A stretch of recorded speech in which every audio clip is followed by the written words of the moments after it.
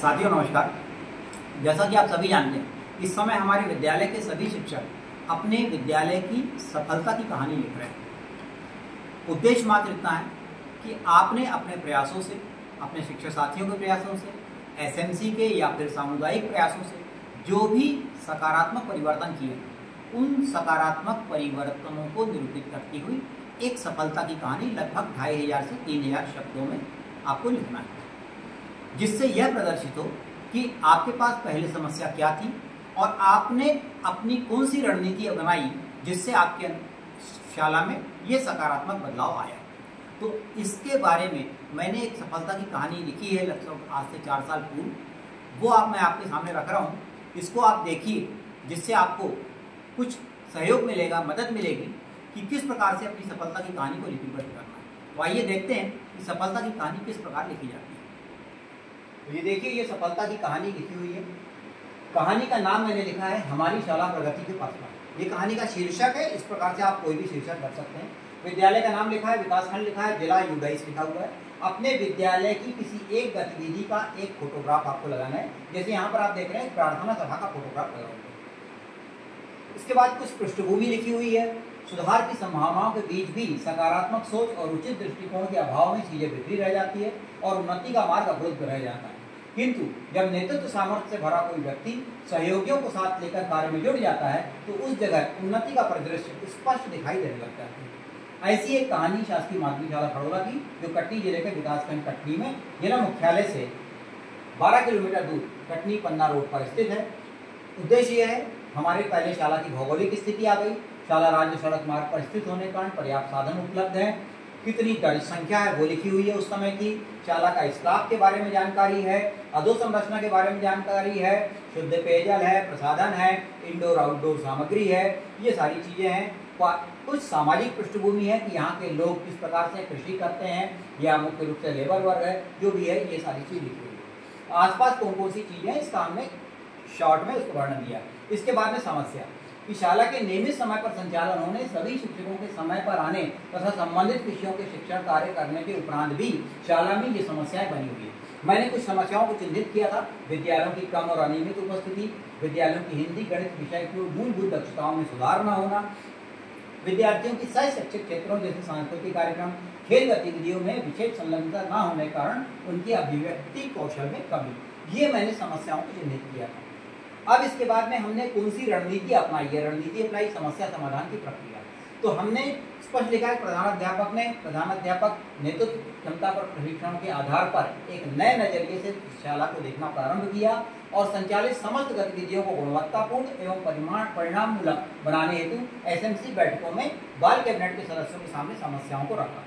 और इसके बाद में जो बाल कैबिनेट जो था वो गठन उपरांत भी जो निष्क्रिय अवस्था में था, वहां पर उनको फिर से एक नई तरह की जिम्मेदारी दी गई और बाल कैबिनेट को हमने क्या किया, फिर से सक्रिय किया। बाल कैबिनेट के सक्रिय होने से शिक्षक भी सक्रिय हुए और सक्रिय होने के साथ साथ ये आप देख रहे हैं कि पालकों को बच्चों की प्रगति की जानकारी देते हुए शिक्षकों का चित्र दिख रहा है। हमारे शिक्षक हैं, विद्यालय गांव में भ्रमण किया, पालकों से मिले और उनकी प्रगति से अवगत कराया जा रहा है। ये चित्र आपको देख रहे हैं। इसके बाद में हिंदी भाषा की दक्षता बढ़ाने के लिए प्रभावी रूप से हमने लागू किया। पुस्तकालय का बहुत प्रभावी उपयोग किया। ये आप देख रहे हैं, पुस्तकालय का चित्र है। मैडम बैठी हुई है, बुक शेल्फ रखा हुआ है, मैडम इशू कर रही हैं। बच्चे लाइब्रेरी में बैठ के पुस्तकें क्या कर रहे हैं, पढ़ रहे हैं। कुछ बच्चे मैडम से और पुस्तकें लिख रहे हैं। चित्र कह रहा है विद्यालय में पुस्तकें पढ़ते हुए विद्यार्थी।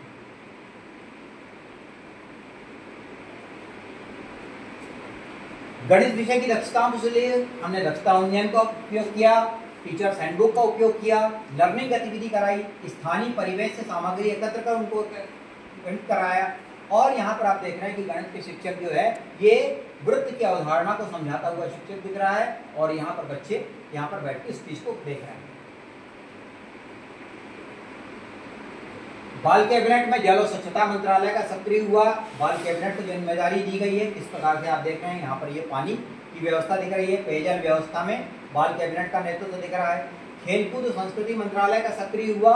उससे क्या हुआ कि जो खेल गतिविधियां थी वो चलने लगी। यहाँ पर आप देख रहे हैं इंडोर क्रीड़ा गतिविधि, बच्चे कैरम बोर्ड, लूडो, सांप सीढ़ी सब खेल रहे हैं। आउटडोर गतिविधि कुर्सी दौड़ हो रही है, यहाँ पर आप देख रहे हैं। ये सारी चीजें बच्चे इसमें क्या हो गए, सक्रिय हो गए। सांस्कृतिक गतिविधियों में भी बच्चों के द्वारा भाग लिया जाने लगा है। और एक प्रतिभा पर्व का चित्र है, छात्राओं द्वारा सांस्कृतिक कार्यक्रम की इस प्रकार की सहभागिता की गई है। विज्ञान शिक्षण में ही परंपरागत विधियों के स्थान पर सक्रिय अधिगम प्रविधि आधारित किया गया और प्रयोगों का प्रदर्शन थर्मामीटर, सूक्ष्मदर्शी, चुंबक आदि का उपयोग दिखाया गया। यहाँ पर आप देख रहे हैं, क्योंकि मिडिल स्कूल में लेबोरेटरी नहीं होती है, तो थर्मामीटर से तापमान का मापन करते हुए शिक्षक देख रहे हैं। मैडम जो है वो यहाँ पर टेबल पर रखकर माइक्रोस्कोप जो है सूक्ष्मदर्शी की सहायता से बच्चों को दिखा रही हैं। आसपास की खोज के अंतर्गत बच्चों में व्यवहारिक ज्ञान लाने की दृष्टि से समीपस्थ खेत में ले जाकर कृषि के आधुनिक परंपरागत साधनों को दिखाया और बैंक का किस प्रकार से, बैंक में किस किस प्रकार की वर्किंग होती है, तो बैंक की कार्यप्रणाली को समझाते हुए बैंक कर्मचारी है, उनके साथ ये बच्चे हैं, ये देख रहे हैं। अब इससे जो हमारा बदलाव आया है, उस बदलाव को हमने पॉइंट आउट किया हुआ है कि विद्यार्थियों की उपस्थिति और उनकी समयबद्धता में वृद्धि दर्ज की गई। बाल कैबिनेट के प्रभावी क्रियान्वयन से बच्चों में नेतृत्व क्षमता का विकास हुआ। हिंदी गणित की मूलभूत दक्षताओं में वृद्धि हुई। प्रिंट मीडिया के प्रभावी उपयोग से परिवेश से पढ़कर समझने की रुचि जागृत हुई। विज्ञान प्रयोग को स्वयं करके देखने से उनकी अवधारणात्मक समझ और मजबूत हुई। इस प्रकार की चीज में आसपास की खोज से उनके व्यवहारिक ज्ञान और कौशल का विकास हुआ, जैसे यहाँ पर अभी इस समय बैगलेस डे चल रहा है। तो ये सारी चीजों करने से हमारा जो सकारात्मक परिवर्तन है उसको हमने यहाँ पर क्या किया है, पॉइंट आउट किया है। हमारी आगामी योजना दी गई है कि हमने इसको जो काम हुआ है इसको हमको 100% तक करना हमारा लक्ष्य है, तो हमारी आगामी योजना है। और इसके बाद में अपना डिटेल हमने लिख दिया है कि किस प्रकार से हमारे विद्यालय का नाम, प्रधानाध्यापक का नाम और ये सब चीजें लिख दिया। उद्देश्य मात्र ये है कि आपको एक मदद मिल सके कि आपको सफलता की कहानी को किस प्रकार से क्या करना है, लिपिबद्ध करना है। तो मैंने आपके सामने एक उदाहरण प्रस्तुत किया है कि इस प्रकार से आप अपनी सफलता की कहानी को लगभग 2500 से 3000 शब्दों में आप अपनी सफलता की कहानी को लिपिबद्ध कर सकते हैं। तो मैं समझता हूं कि अब हमारे सभी साथियों को सफलता की कहानी लिखने में किसी प्रकार की कोई समस्या नहीं होगी और इस प्रकार के फोटोग्राफ्स इकट्ठे करते हुए अपनी सफलता की कहानी आप बहुत अच्छे तरीके से लिख पाएंगे। बहुत बहुत धन्यवाद।